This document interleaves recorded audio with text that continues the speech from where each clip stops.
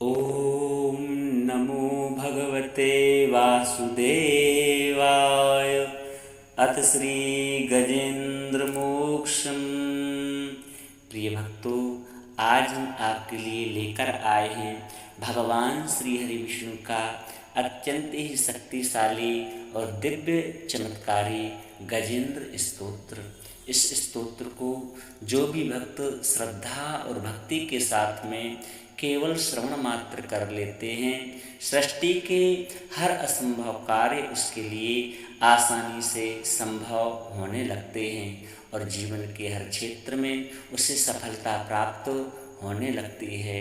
कर्ज मुक्ति के लिए गजेंद्र मोक्ष रामबाण की तरह कार्य करता है। गजेंद्र मोक्ष को जो भी भक्त नित्य श्रवण करते हैं उसके जीवन में खुशियों की लहर आ जाती है। सृष्टि के बड़ा सा बड़ा दुख, बड़े से बड़ा संकट, बड़ी से बड़ी विपत्ति और परेशानी इस स्तोत्र को श्रवण करने मात्र से पलक झपकते ही नष्ट हो जाती है।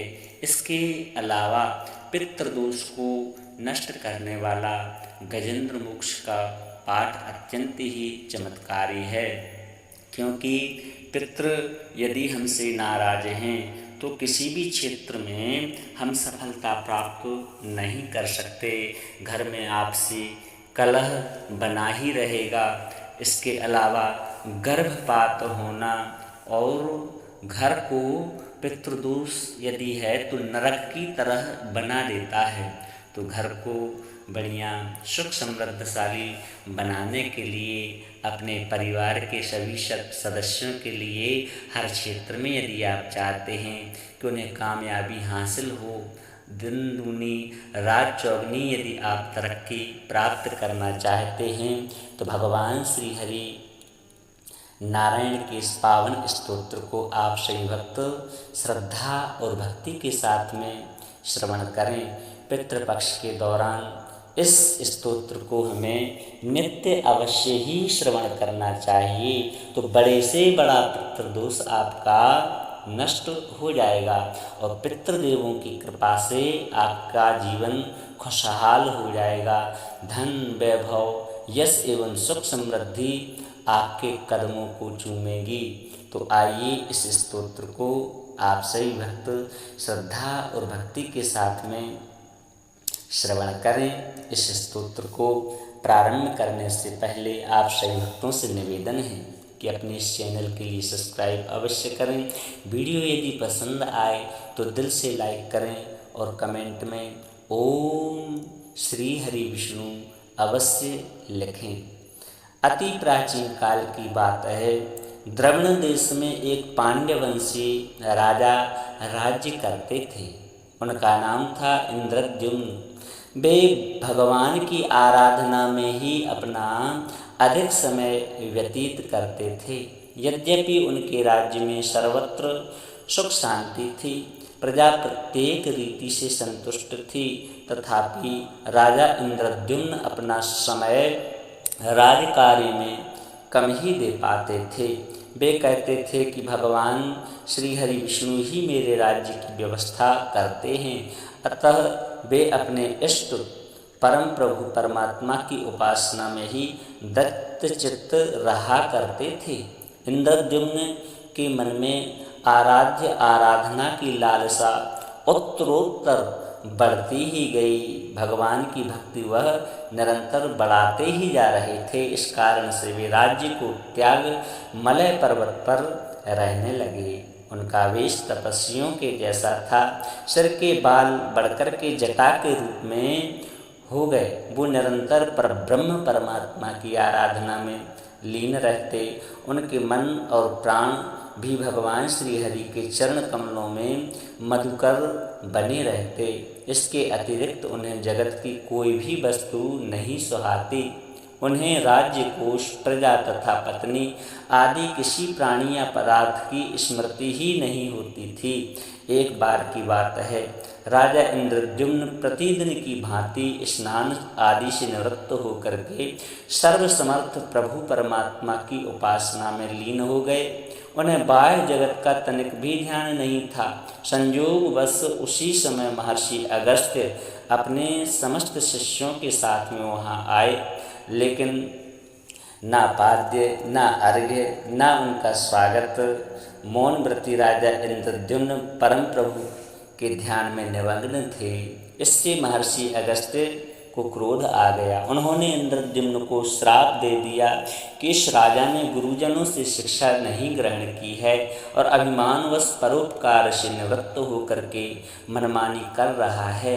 ऋषियों का अपमान करने वाला यह राजा हाथी के समान जड़ बुद्धि है, इसलिए इसे घोर अज्ञानमयी हाथी की योनि प्राप्त हो। महर्षि अगस्त्य भगवत भक्त इंद्रद्युम्न को यह शाप दे करके चले गए। राजा इंद्रद्युम्न ने इसे श्री हरि भगवान का मंगलमय विधान समझ करके प्रभु के चरणों में शीश रख दिया। क्षीराब्दी में 10,000 योजन लंबा, चौड़ा और ऊंचा त्रिकूट नामक एक पर्वत था। वह पर्वत अत्यंत ही सुंदर एवं श्रेष्ठ था। उस पर्वत राज त्रिकूट की तराई में ऋतुमान नामक भगवान वरुण का क्रीड़ा कानन था। उसके चारों ओर दिव्य वृक्ष सुशोभित थे। वे वृक्ष सदा पुष्पों और फूलों से लदे रहते थे। उसी क्रीड़ा कानन ऋतुमान के समीप पर्वत श्रेष्ठ त्रिकूट के गहन वन में हथनियों के साथ में अत्यंत शक्तिशाली और अमित पराक्रमी गजेंद्र रहा करता था। एक बार की बात है कि गजेंद्र अपने साथियों सहित तृषाधिक्य प्यास की तीव्रता से व्याकुल हो गया। वह कमल की गंध से सुगंधित वायु को सूंघकर एक चित्ताकर्षक विशाल सरोवर के किनारे जा पहुँचा। गजेंद्र ने उस सरोवर के निर्मल शीतल और मीठे जल में प्रवेश किया। पहले तो उसने जल पी करके अपनी प्यास बुझाई, फिर जल में स्नान कर अपना सारी थकान को दूर करने लगा। तत्पश्चात उसने जल क्रीड़ा आरंभ की अपनी पत्नियों के साथ में और बच्चों के साथ में। उसकी 50 पत्नी और 150 बेटा थे। वह अपनी सूंड से जल भर करके अपनी फुहारों से हथनियों को और बच्चों के स्नान कराने लगा। तभी अचानक गजेंद्र ने सूंड उठा करके चित्कार की। पता नहीं किधर से एक गिराह ने आकर के उसका पैर पकड़ लिया। गजेंद्र ने अपना पैर छुड़ाने के लिए पूरी शक्ति लगाई, परंतु उसका बस नहीं चला, पैर नहीं छूटा। अपने स्वामी गजेंद्र को ग्रस्त देख करके हथनियाँ, कलभ और अन्य गज अत्यंत व्याकुल हो गए। वे सूंड उठा करके चिंघाड़ने लगे। गजेंद्र को बचाने का बहुत प्रयास किया, लेकिन नहीं बचा सके, तो वो अपने घर को चले गए। इधर सरोवर के भीतर बाहर दौड़ते हुए गजेंद्र बड़ा परेशान हो गया। सबने चेष्टा पूरी की, लेकिन सफलता प्राप्त नहीं हुई। वस्तुतः अगस्त्य के शाप से राजा इंद्रद्युम्न ही गजेंद्र हो गए थे और गंधर्व श्रेष्ठ हुहु महर्षि देवल के श्राप से ग्राह हो गए थे। वे भी अत्यंत पराक्रमी थे। संघर्ष चलता रहा। कई दिनों तक यह संघर्ष चला ग्राह और गजेंद्र के बीच में। गजेंद्र स्वयं सरोवर का निर्मल जल गंदला हो गया था। कमल दल छत बिछत हो गए, जल तंतु व्याकुल हो गए। गजेंद्र और ग्राह का संघर्ष 1000 साल तक चलता रहा। दोनों जीवित रहे। यह दृश्य देख करके देवगण भी चकित हो गए। अंततः गजेंद्र का शरीर शिथिल हो गया। उसके शरीर में शक्ति और मन में उत्साह नहीं रहा, परंतु जलचर होने के कारण ग्राह की शक्ति में कोई कमी नहीं आई। उसकी शक्ति और बढ़ गई। वह नवीन उत्साह से अधिक शक्ति लगा करके गजेंद्र को खींचने लगा। असमर्थ गजेंद्र के प्राण संकट में पड़ गए। उसकी शक्ति और पराक्रम का अहंकार चूर चूर हो गया। वह पूर्णतया निराश हो गया, किंतु पूर्व जन्म की निरंतर भगवत आराधना के फलस्वरूप उसे भगवत स्मृति हो आई।